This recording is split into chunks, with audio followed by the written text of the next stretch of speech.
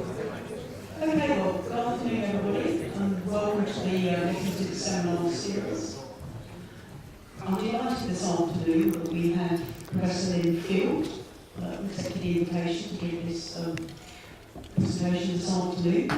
Many of you know that Lin is head of our department of biointeractions and crop protection, and Lin is a trained insect molecular biologist. And today the seminar is going to be a little bit different because it's actually going to cover some of the policies and implications of our research of what's been going on with neonicotinoids and bees, and simply asking the question, what's all the fuss been about? So if you've been missing the highlights in the press over the last few years, I think now we're going to report right to speak in as to what's been going on within the EU and in the UK on the neonicotinoid. So over to you. Okay, thank you. Thank you, Kim. I guess I could say now for something totally different. Well, there's a horrible echo in here. Most of you who've come along to station seminars to see intensive data, if that's what you're expecting today, you can leave now.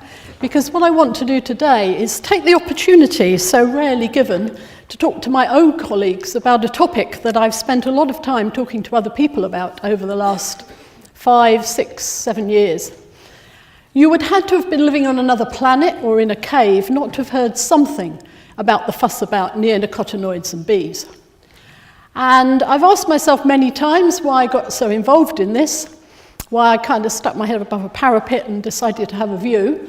But I hope I can explain to you something today of where I think the key points of this debate turned, some of the key papers, some of the key policy decisions that were made. In my view, somewhat erroneously quite often and based on not very much data. So the content of the talk will be my own view. It'll be partly my own personal experience, partly views. I think a lot of you know I have made statements about neonicotinoids on behalf of the Institute with Akim's backing. Unfortunately, he's not here today. Well, fortunately, because I can say what I like now. But this should be taken as my views rather than the Institute view, because I'm sure there are different views around the Institute, and that's probably not surprising in what's a very controversial subject. So let's take a step back first and say, is there a need for pesticides? You could argue that we don't need pesticides at all, that we could grow crops perfectly well in the absence of pesticide. But I would like to persuade you that since we're expecting the world population to increase, now, these estimates may be wholly wrong. I think there are all sorts of things that could intervene. But in the absence of any real disasters or catastrophes, I think we can assume there will be an increase. And so we've got to feed this population. And the estimates currently are that if we didn't have any crop protection chemistry, we would lose somewhere between 25 and 75% of crop production. And that's a loss after you've put a lot of input in. You've already bought seed, you've already invested time, you've invested land, you've invested a carbon footprint. So this would be a huge loss. That's the loss for pests, weeds, and diseases. But for pests particularly for insects, which is what I'm going to concentrate on today, there would be a knock-on effect that you would probably not have any chemistry to control vectors of animal and human disease. Because most of the chemistry used in vector control are compounds that were developed for agricultural use. There's not really a market specifically for vectors. So you have to bear in mind that insecticides are needed for a wide range of uses, and that companies who make them tend to produce them for a scenario where they can make a profit. So if we assume that we're going to need pesticides, what's the history of pesticides? Well, in the early days, the first compounds that became available right back in the 1940s, which is even before my time, were things like organochlorines, notably DDT. They were kind of replaced by organophosphates and carbamates in the 50s, and that went on for about 20 years.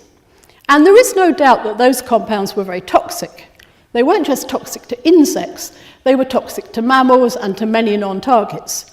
They also built up in the environment, and there were lots of examples of DDT, especially noticeable, The Silent Spring by Rachel Carson, where people started to realize that this compound might have been doing some good. They certainly played an important role, but they also had a lot of non-target effects.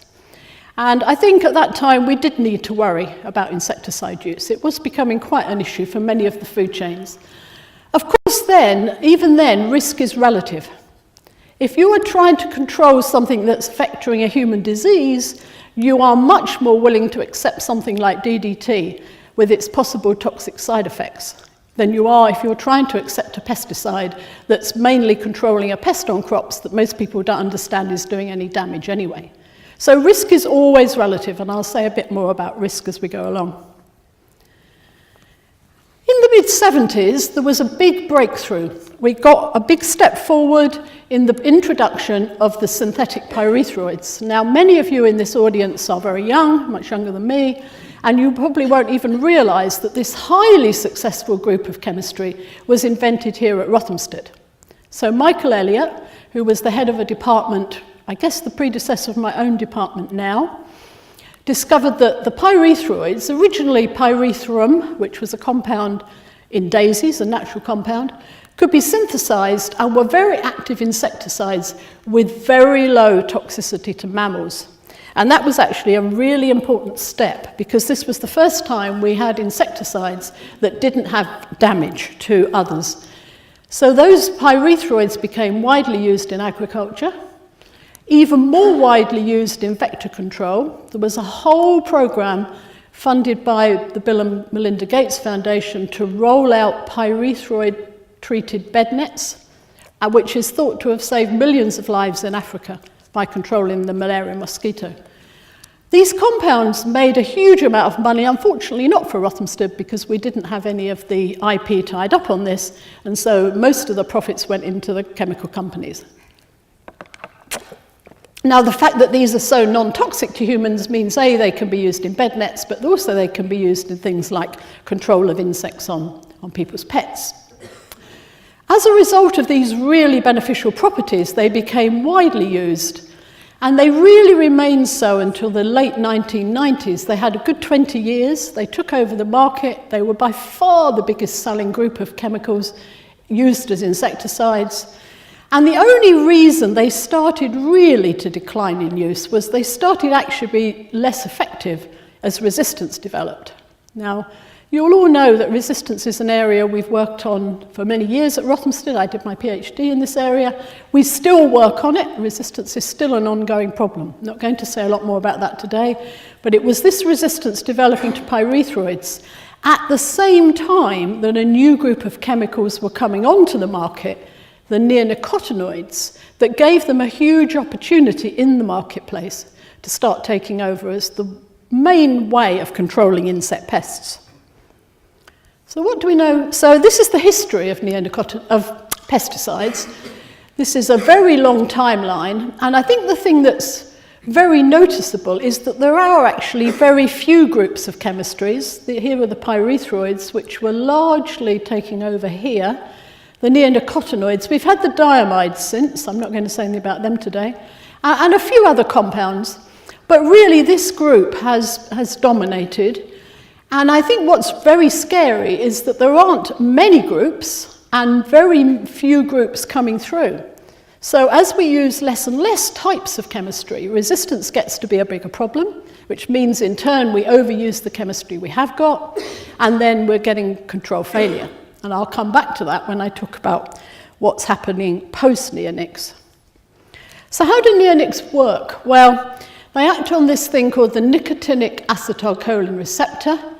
It's a receptor in the nervous system on the postsynaptic membrane that binds acetylcholine. It's the natural receptor for nicotine. So those of you who smoke, this is the receptor that gives you the hit. It's also the receptor that induces dependency on nicotine. And the neonicotinoids were so called because they bound to the same target. So nicotinoid, neonics. I'll probably interchange those words. And ironically, of course, nicotine, often considered as a natural compound and often allowed in organic growing, which is the predecessor of the neonics, is much more toxic, in fact, to mammals than are the neonicotinoids, but is considered natural. And therefore, of course, safe, as we all know. All natural compounds are safe and all synthetic compounds are nasty, okay? Bear that in mind as we go along. The really nice bit about these compounds is that they also were very selective for insects, like the pyrethroids, because they have very low binding to mammalian receptors, so they're very, very benign towards mammals. And now we come to the property that neonics had that made them very desirable, and that is that they're systemic. So what do I mean by systemic? What I mean is you can put in seed, treat it with neonicotinoid, and the neonicotinoid will go up through the plant by a systemic means, so you don't have to spray it on. Now, when that property was first realised, it was thought to be a huge bonus. It was a big plus. Came back to bite us later, but it was seen as a plus because it meant you didn't have to use sprays, the cost associated with spraying, the carbon footprint associated with spraying, and the potential risk to non-targets if you spray in bad weather and you get wind drift. So they were hailed as a very, very useful property. As I said before, resistance to other classes was also building up, so that helped them get a foot in the market. And actually, it took a long time to get resistance to these compounds. Indeed, many of our pests, certainly one major aphid that we work on, is still not resistant to neonics in this country. And we don't actually know why, but it was obviously an unforeseen benefit that these compounds remained very efficacious for a long time.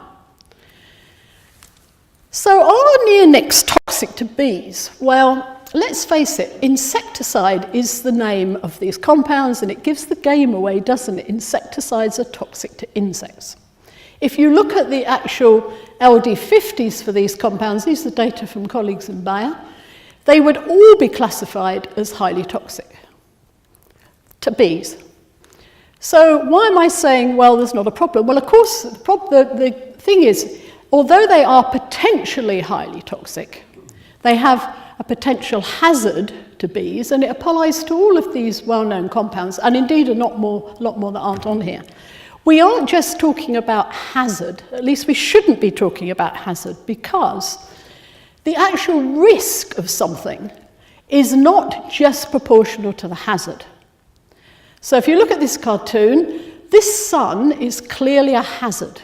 If you lie out in the sun for a certain amount of time, you have the hazard of being sunburnt, potentially very ill. But that risk and hazard is moderated by exposure. So if you choose to only lie in the sun for a little while or to lie in the shade, then that exposure times the hazard will give you your risk. And the same is exactly true of anything where you want to assess a risk. The same is true for insecticides. As I said, they pose a hazard, but risk can be minimized, and it is minimized. Before an insecticide comes on the market, there are all sorts of rules and regulations put in place as to how they can be used, when they can be used, how near to cropping they can be used. But what happened, and this is the first piece of legislation that I think affected pesticides generally, perhaps neonics in particular, is that in 2011 a new regulation was introduced in Europe where they shifted from a risk-based assessment to a hazard-based assessment. So now they were looking at compounds not to see what the actual risk is going to be, but what the potential hazard is. As a result of that, more or less every pesticide is under threat. Because if you hazard-base something, you can go home tonight and you will drive on a motorway and there are hazards all around you, but you minimize that by driving well and keeping to the rules. If you assessed going home tonight on the motorway just on hazard terms, you wouldn't go home. But if you assess it on risk, then you make a very different decision. But the EU has chosen not to do that. It's chosen now to have hazard-based legislation. And I think this, in my view, was the first step to creating the problem. Having said that, it isn't true that all insecticides are equal. So people talk about neonicotinoids. Neonicotinoids are a group of insecticides that kill bees. Right. One neonic, thiacloprid, so let's start here. One neonic, imidacloprid, is very toxic to bees. You only need 0.0037 micrograms to kill a bee. Another neonicotinoid, very similar chemical, apologies to chemists who will tell me they're not the least bit similar, but they look quite similar to me. This one, actually, you need 17 micrograms to kill a bee. In other words, there's a 4,600-fold difference in toxicity between these two compounds, both of which get branded as neonicotinoids, without any thought for the finer detail of what we mean by toxicity. The same is actually true of pyrethroids, deltamethrin, very, very popular compound. You don't need very much to kill a bee.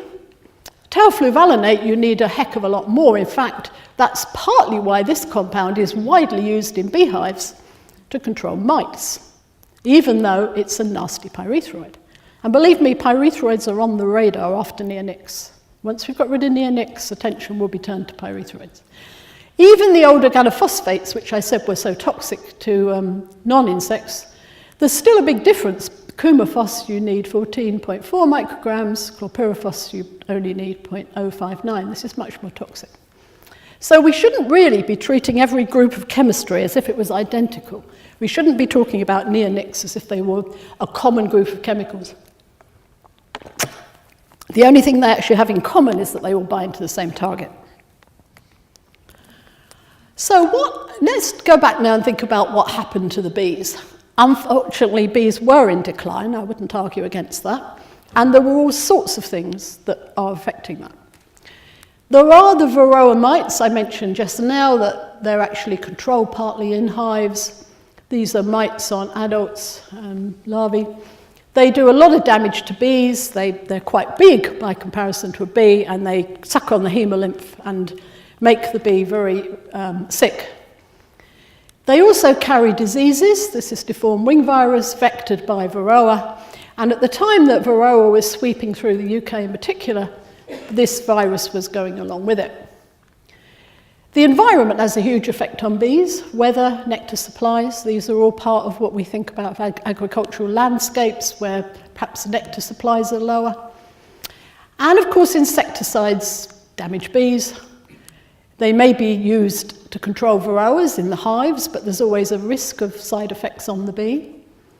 There are insecticides being used as sprays, and the potential risk there of hitting non-targets.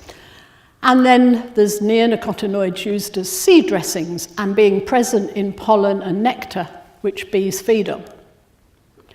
So if all of this was kind of conspiring against the bees, why did everyone hone in on this one as being the main responsible? I'm not saying for a minute there isn't an effect of neonicotinoids, but why was it chosen as being the one thing that if we could get rid of all neonics, we would save the bees?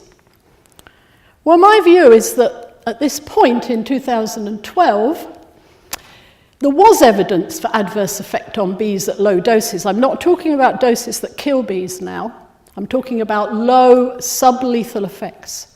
So these are amounts that don't kill bees, but which potentially affect the behavior of bees. They may make them less able to get back to the hive, although many bees don't get back to hives anyway, which seems to be something that ought to have been selected against me. But they may change behavior. We still don't really understand how sublethal effects work. We have a PhD student working on it as we speak. In fact, I don't think she's in the audience, so perhaps she's literally working on it as we speak.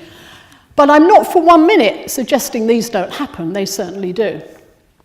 At the same time, there were reports of low levels in nectar and pollen. And don't forget that the ability to analyse the levels was getting more and more sophisticated to the point where we could pick up really low levels.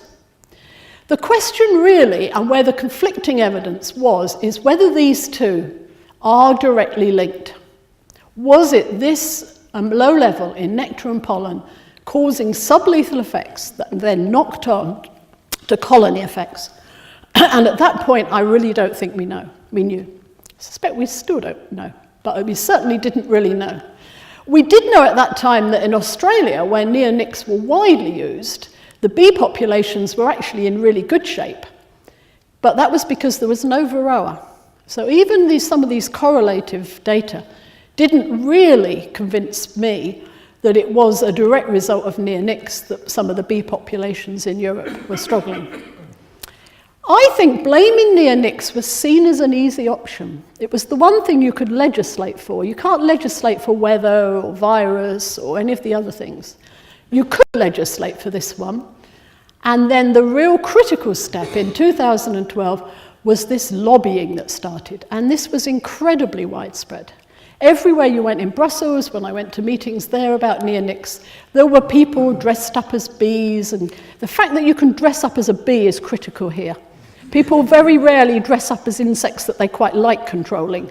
But bees, butterflies, and this involved all sorts of people. This is actually Vivienne Westwood, who's a fashion designer, and I suspect knows about as much about bees and pesticides as I know about fashion. But they were out there leading this charge against neonics, and it was very effective. And this is when I think the legislators started to think we should be doing something. We've got all these people at our doors protesting, we should be looking. Because in 2012, DEFRA had actually published a report to say that the studies did not provide unequivocal evidence that sublethal effects will have implications for colonies. So in 2012, certainly in the UK, there wasn't a kind of feeling that this was a problem. However, in 2013, the European Food Standards Agency recommended very strongly that only uses on crops that weren't attractive to bees should be considered acceptable. In other words, they should ban neonics on crops that flowered. That was really the take-home message. There was a vote in the EU, and actually the decision at that time was not to suspend the use. We made a statement, I'll come back to that in a moment.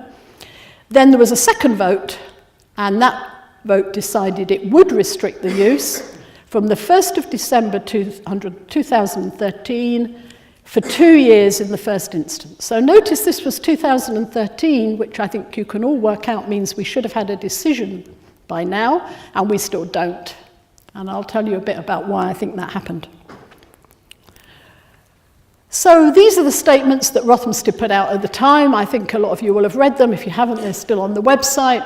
After the first vote, we said we were pleased. We didn't think there was enough evidence for a ban, that they weren't taking account of the risk of the ban, in other words, what would happen instead of neonics.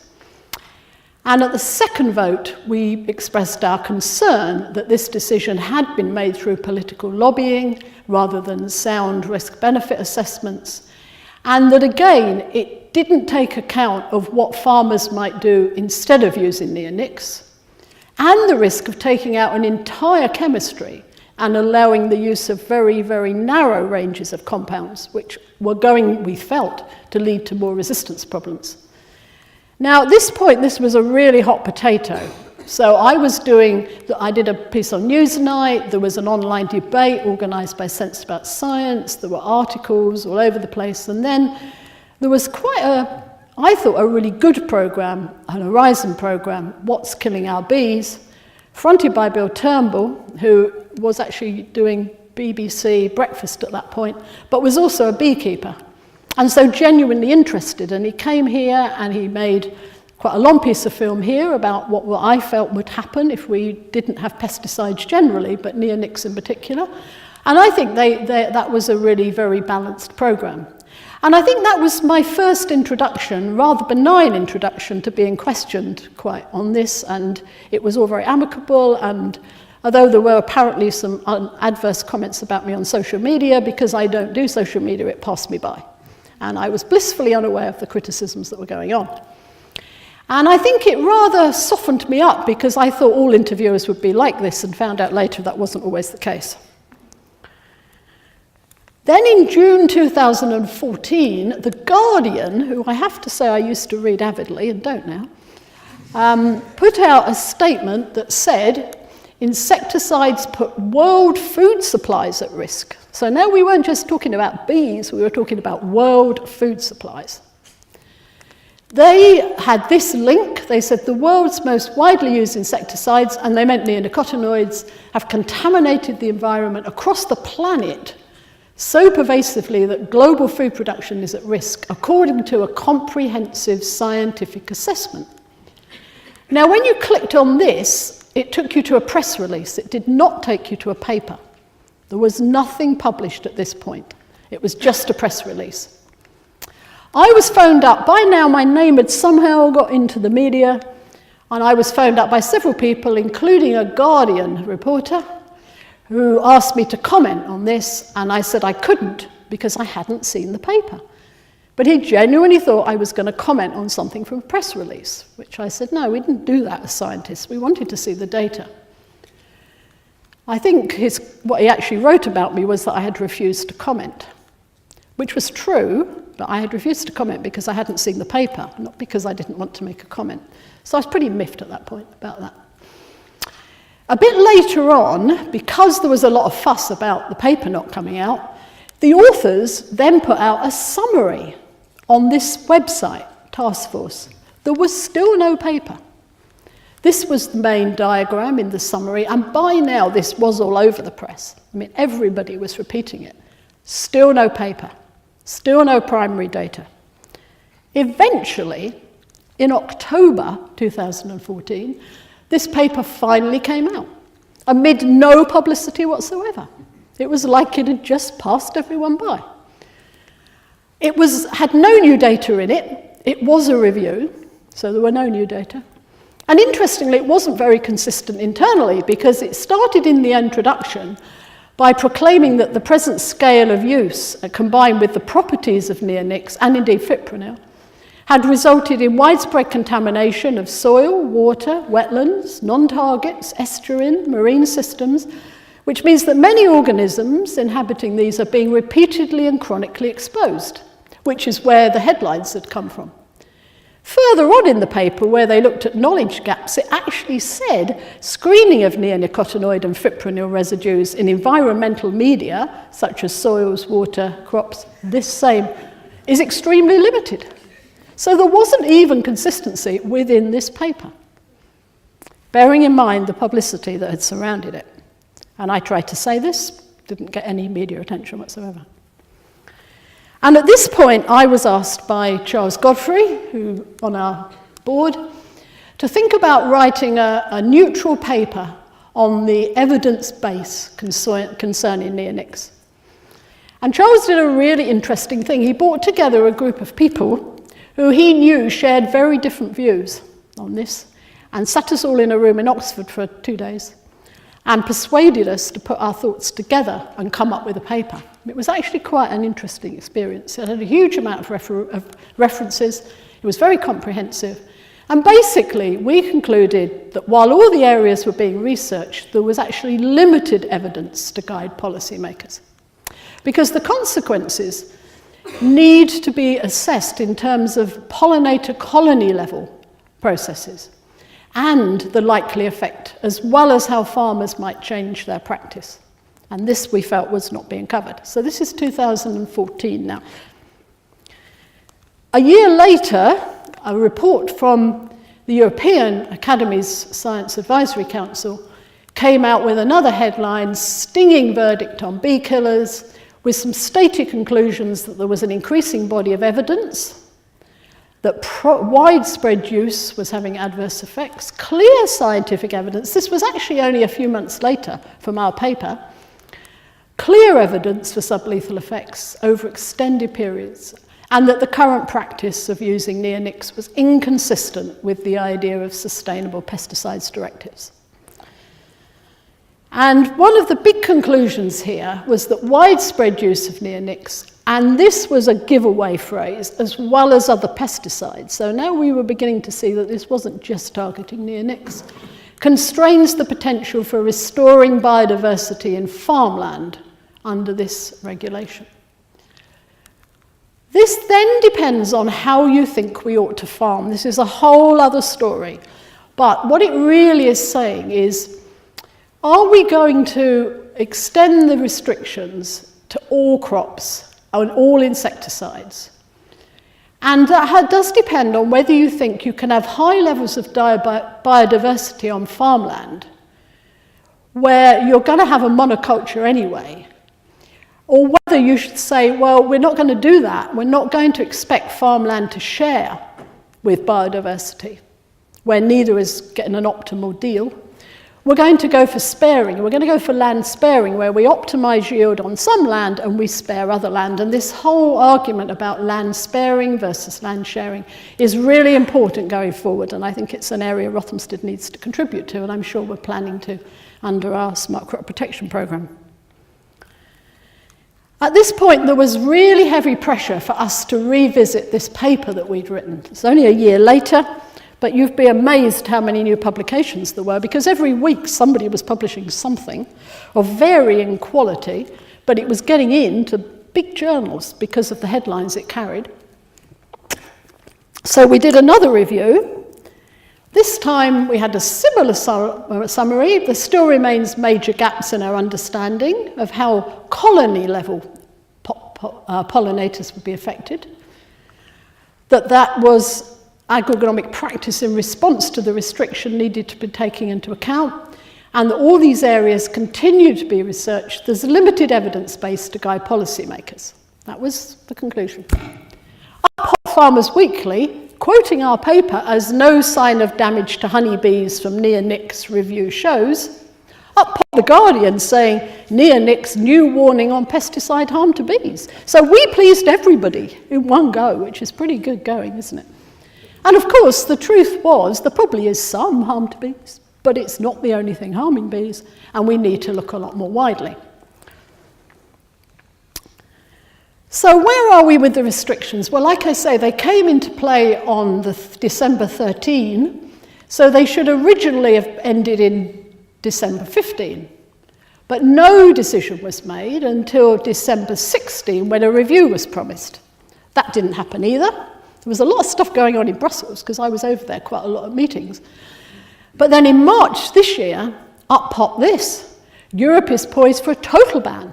So now we're moving away from banning them on crops that flower, which bees visit, which I can kind of see some logic to actually banning them on everything, whether or not they're visited by bees. That was going to be discussed by the EU Standing Committee on Plants, Health and Feed in May, but it was postponed. So that discussion has still not taken place. And there is still this background feeling that any minute now we are going to ban neonics on all crops, whether they flower or not. There were obviously different views of this. So the Pesticide Action Network, which is very strong in Europe, these are the people who dress up as bees quite often, came out with a very positive statement saying that this was a brilliant idea, that these insects, the risk of these is so high that there's no way these prolonging the environmental disaster, and they would fight with its partners to obtain the support of this proposal. Up popped the NFU saying, hang on, a blanket ban on outdoor crops is going to be really difficult for farmers to deal with. This was the NFU in the UK, but similar organisations in Europe were saying the same. And that this is actually a bit of a problem for Europe because farmers in other parts of the world are not being subjected to these restrictions, and we may well have a very strange competition rules going on here.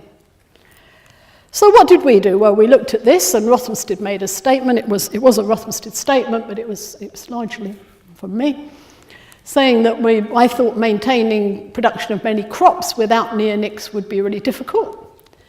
The remaining groups would be more widely used, carrying the resistance risk, and that we were concerned that these draft proposals needed more looking into. We said that we felt a lot more needed to be done, and we needed to be looking much more broadly at crop protection issues. So this was May 17. As you can see, this keeps going. It never really quite goes away. It just continually comes through. And as all this was happening, more or less completely coincidentally, I'm sure, up popped the next paper that caused a big stir. This was a paper from CEH, published in June of this year, on country-specific effects of neonicotinoids on honeybees and wild bees. It was a paper published by a science group. It was published in Science, and actually the authors made very sensible conclusions. Taken together, our results suggest that exposure to neonics can have a negative effect on the interannual reproductive potential, but that these effects are not consistent across countries.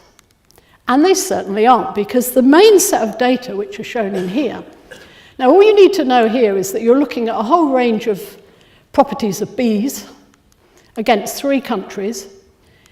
Where these bars are, if there's a star, it means it's significant. And if it's this side of the line, it means it's a positive effect. And this side means it's a negative effect. So in Hungary, there are 2 big effects. They're both negative. Okay, there's a negative effect on bees.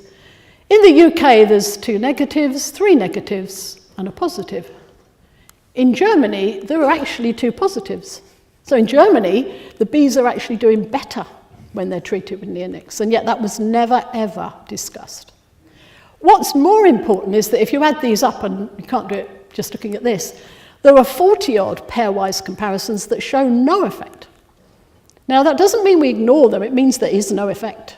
The bees are not being affected in all of those examples. So given these data and this, how come the press release was first pan-European field study shows neonicotinoid pesticides harm honeybees and wild bees? And believe me, this has been heavily lent on by policymakers all over Europe.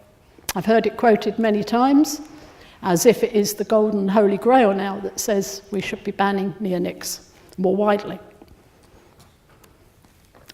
The CEH paper evoked a lot of comment. The New Scientist said it was the strongest evidence yet that neonics are killing bees. The Economist was very mild. Neonics can harm some bees. This one said, do neonics hurt bees? Researchers and the media say yes, the data do not. So now we have all these views on the same publication, which is an interesting phenomenon in itself. What did we say? Well, I put out statements. By now, I'd got used to putting out statements, and mostly I get these papers ahead because the Science Media Centre very kindly circulates them.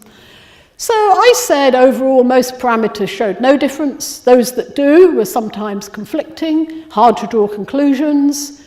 They don't really comment on the positive ones, which are hard to explain. I didn't think firm conclusions could be drawn. And that wasn't really surprising, given there's a very complicated interaction between the compounds, the bee species, and the field.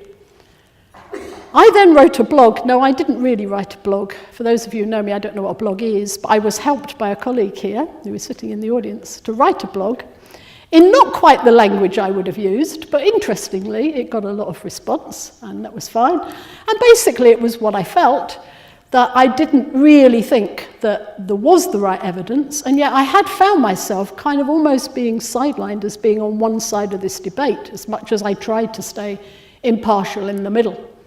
So that was quite an eye-opener too. So where have we gone?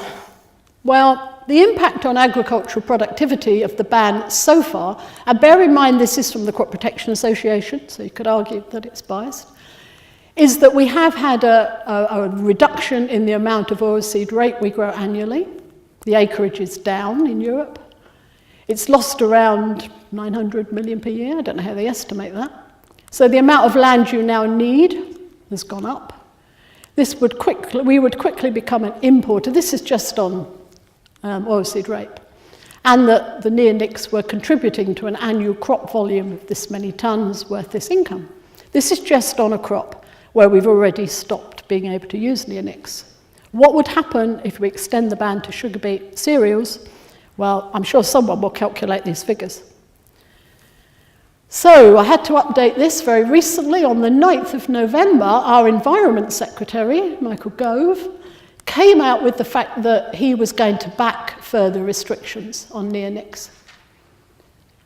At that point, again, I popped up with a statement. And I tried to make the case that if you do extend this ban, we have to think really seriously about our sugar beet and cereal growing.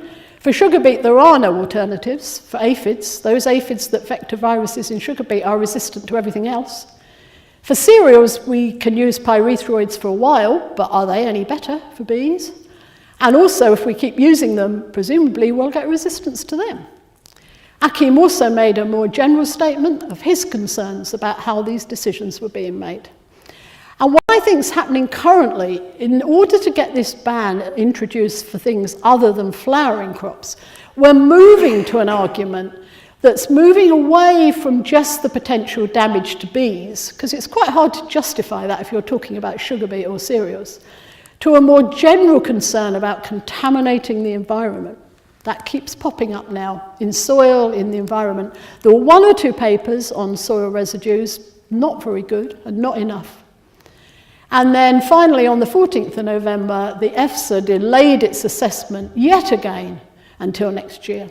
So we still sit here not knowing what the decision will be. But if I was a betting person, I think the odds are stacked against being able to use neonics anymore.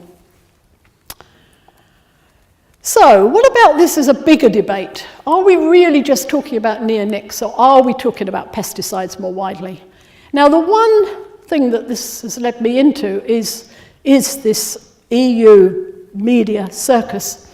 And I was invited in 2016 to join a debate set up by Politico, which was looking at the motion that slashing pesticides would prevent farmers from providing enough safe and affordable food.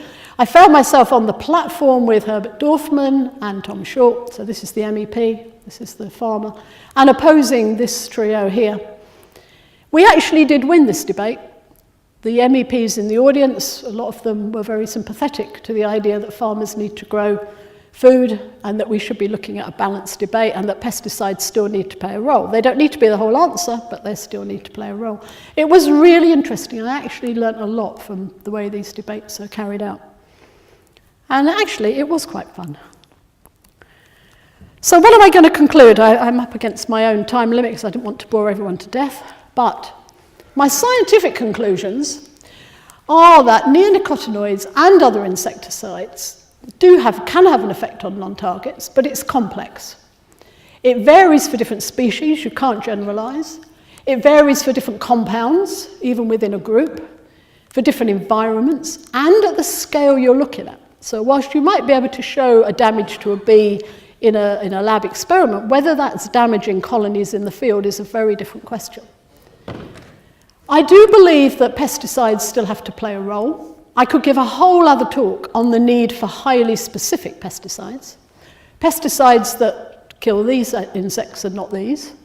And interestingly, we've had a big project with Bayer. My colleagues in the insect molecular biology group and Bayer have looked at how bees metabolize insecticides, neonics, with an idea of designing bee-friendly pesticides. We've just sent that paper to Nature. It'll be really interesting to see whether a positive story about bees and neonics is as quickly published as some of these more negative papers that have come out recently.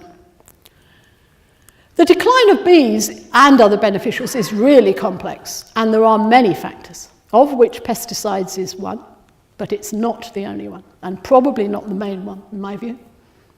We do need to find ways of controlling pests and minimising targets. That might be non-chemical. We've got a lot of work here in the Institute on non-chemical control methods. Smart crop protection programme going forward. We'll look at a lot of those. And as I say, highly specific chemistry may be possible now to allow these pesticides to be much more benign.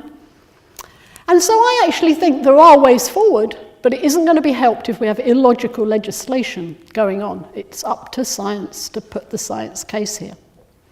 And that brings me to my final comments, my personal. Should I have ever got involved in this debate? I've been asked by many people, why ever did you get involved in this? It can only have been a lot of aggro. And I think my answer is that you get to a stage in your career where actually you think you do need to stick your head above a parapet, especially when people are making decisions for the wrong reasons. I'm probably at the stage of my career when I can do this. Not going to be looking for a new job tomorrow. Well, I might be looking for a new job tomorrow, but probably not. So if I upset a few people, it's not the end of the world. So what I would warn is that getting involved in a controversy that's being played out on a political and media landscape is quite daunting, even for me, and I'm fairly confident. A lot of hard work, you need a thick skin, it takes quite a lot of time and energy, and it makes you some friends and it makes some enemies. But it's also quite a lot of fun. I have to say I have actually enjoyed quite a lot of it.